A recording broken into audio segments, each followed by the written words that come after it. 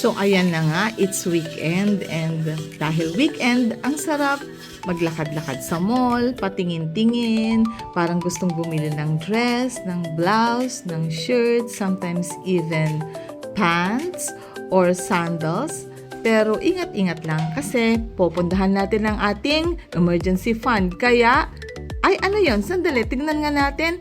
Ayun, sale. Doon tayo sa sale kasi importante na magkaroon tayo or ma-raise natin yung ating emergency fund. Kaya hindi muna tayo bibili ng mga branded like Levi's. Hindi pa ngayon. Kaya dito muna tayo sa sale products ng Robinsons. Ayan, so pagpasok natin dito, mamimili tayo ng mga naka-sale na products. So saan na nga ba yung magbebenta rito? Asan yung sales lady?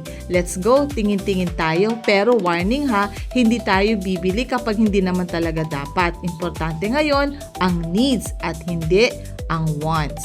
Kailangan din ng paminsan-minsan mag-isip tayo na talagang iwasan natin kung pwede yung deserve ko to moment, lalo na kapag nagre-raise tayo ng emergency fund. Kaya always go for sale products kung kailangan mo talagang bumili. Dahil syempre pag butas ng pantalon o masikip na ang pantalon, kailangan mo nang bumili. Let's go!